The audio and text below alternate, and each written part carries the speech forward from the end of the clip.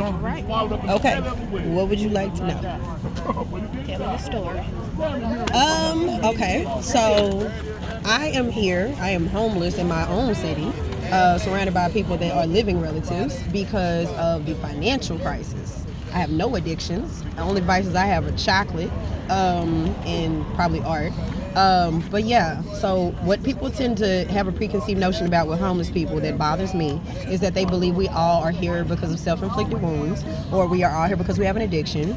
We all here because we relapse. We all here because we choose to be here, and we are not all here for one reason. There are multitudes of multiple reasons of why everybody's here. Like he was saying, he's got his own little struggles and everything. My issue was the economy is not built for us to exist and to survive. It's built for us to basically die out, and I'm a result of that particular environment and capitalism, because if I was able to afford housing, I'd still have my apartment that I was in last year. But because it's difficult to find a job because you have a combination of things, people either not hiring for real, people pretending to hire, I don't know if people even know that, people will post a job that's not really real to make the people that currently work there work harder. And then people like me are looking for that job and don't know that it's a fake one. You got scamming people that are trying to take your social security information so they can do all of that. So when we're trying to look for a job and people say just go work, that's easier said than done. We can't just find a job. Then when you get one, you can't afford to pay for what you need to take care of to stay where you are. See me? So it's a combination of things. So that's basically what happened to me. I was not able to find a job that was adequate enough to maintain so that I could stay where I was. I got evicted. I went through the eviction process for months. I fought my eviction for 9 months before they finally got me out. November 27th, 4:45 p.m. is when I lost my place to stay. I registered at the bridge on December the 18th, 6 o'clock in the morning, and I've been there ever since. I have living relatives, over 30 of them. They know where I am. They do not care. That's another preconceived notion. People assume you don't have living relatives, you don't have family. I have relatives and I have family. I got family in the bridge and I got relatives that I'm blood related to, and there's a big difference between family and relatives. People who know that you don't have nowhere to go and don't care because of whatever little petty stuff you got going on, that's not family.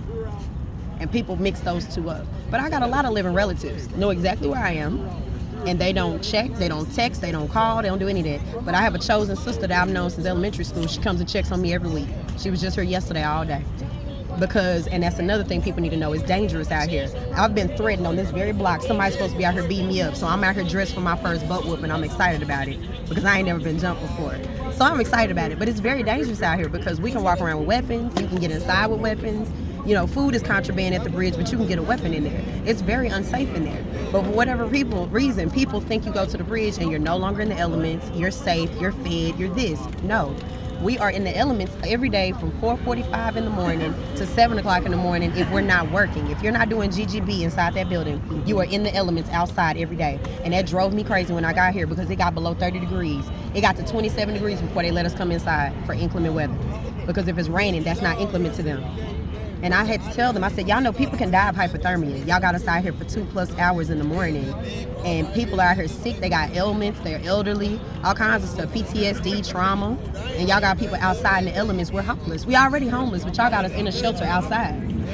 It's the easiest thing in the world to get kicked out of that place. They find you with food, and people like to give us food. So we got to smuggle it in there if we want to eat it later. If you get found with food, that's a 3-day ban, which means you got to find somewhere to sleep for 3 days at a shelter. It's a lot of, like I said, preconceived notions. People think one thing is good and it's not. And every time I tell somebody a truth or a fact, they're always amazed. Even people that work there. I'm like, y'all know they lock the bathrooms at 4 o'clock in the morning. And they're like, are you serious? Yeah. So the only bathroom we have access to at that point is the courtyard bathroom, which is worse than jail. It's always flooded. There are no doors. They don't have any soap. So it's inhumane to a certain degree. You know what I'm saying? But, oh, we can't do anything. Yes, you can. You can leave the bathrooms unlocked. You can let us use a clean bathroom. Oh, well, we can't do that because people stop at the toilets. People are going to do that. Do a better job of maintaining that room and making sure you see who goes in and goes out, and somebody's there to fix the problem when it happens. But they can't do that because they're understaffed. When I say it's problem on top of problem on top of problem on top of problem, and that's the way the system is made. The system is made for it to be so many onslaught of problems that you can't discern and figure out and get through it and figure it out. It is a comicrosm of this country being at that shelter. Everything that's wrong with that shelter is literally our country as a whole, period. And it's a cycle. They keep you mad, They keep you angry, they keep you fearful, they keep you confused. And when I come along, or somebody like me who has any level of good sense and a modicum of respect, they don't like it. They like, nah, you're supposed to be angry. You're supposed to be addicted. You're supposed to be confused. You're not supposed to see the system that clear. The system is very clear, it's very stupid, and it's very purposeful. And then even to them coming out here, you notice they keep driving around here. Can y'all move to the other side of the street? For what? They sitting over there eating. They ain't bothering nobody. Like he just pointed out 3 times. Everybody quiet. Ain't nobody fighting. And this is unusual because there's usually a fight. There hasn't been a fight here all morning. They coming over here telling people to move. You just trying to make us do stuff. You giving us busy work. And that's what they do. And it's like, it's weird because that's not even your property. Leave us alone. They have a contract with that building, so that they feel obligated to tell us what to do. And it's like they talk to you like your children, but then they get mad at you for not acting like adults. When I say they hitting us from every way possible, psychological, physical, financial, they doing everything they can, but then they'll turn around and say, we're doing what we can to help you. No, you're not. You're doing what you can to make us uncomfortable, so you can keep us unbalanced mentally, so you can mess with us emotionally and psychologically, but you turn around and say you helping us. Don't bite the hand that feeds you. Talk to us like we're adults then. Treat us like we're people. If you talk to us like we're adults and treat us like we're people, a whole lot of things will progress a whole lot faster. But they don't know how to do that. And there are people up there that are really trying to do that. There are people that help me, and there are people that are just collecting a check. And what you don't need at a homeless shelter is somebody that don't like their job and is just there for a check. And way too many staff members up there fit that description. But it's the same out here. You got people that come out here to help, and then you got people who come out here to look good. So like he was just saying, y'all asked us for an interview. You requested it. You talked to us like we were people. There's people that come out here and they just be sitting here recording. I didn't ask for you to record my plight. And I'm an adult. I can give you permission. But as a photographer, I know the law says this is a public street. You can record and take pictures whatever you want legally. But morally, ask me. I'm the one that's living out here. You know what I'm saying? Some of these people actually sleep out here. So I really would love for people to learn something from the homeless community, that everybody's not here for one thing. It's literally different things for everybody. My particular issue is financial. And they'll tell me in that place all day long, everybody got an addiction. No, I don't. I'm not addicted to anything. I am not here because I couldn't get a crack rock. I'm not here because I backslid on alcohol. None of that. But being there makes me drink more. That's the funny thing. I only drink in October for my birthday. I've had more to drink in the last 4 months than I had in the last 5 years. Because being there is stressful. It's not safe, it's stressful. And they keep you stressed on purpose.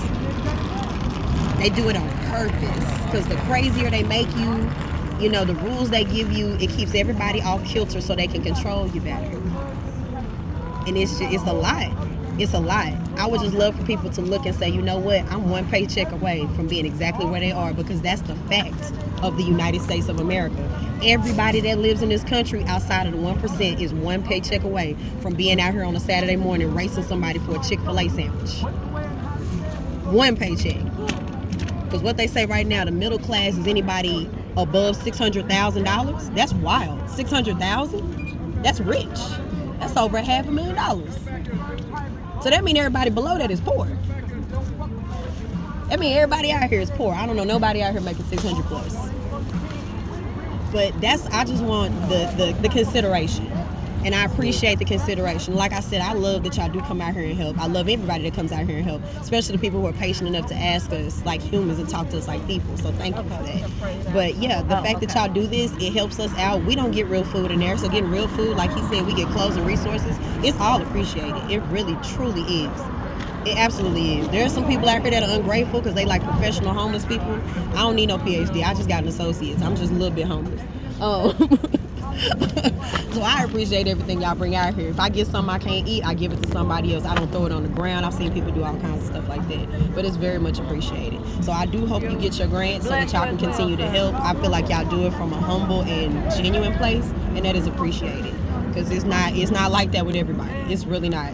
Some people out here flexing. They pulling up in the G-Wagons like, we just want to look good. Yeah, that's not what we need.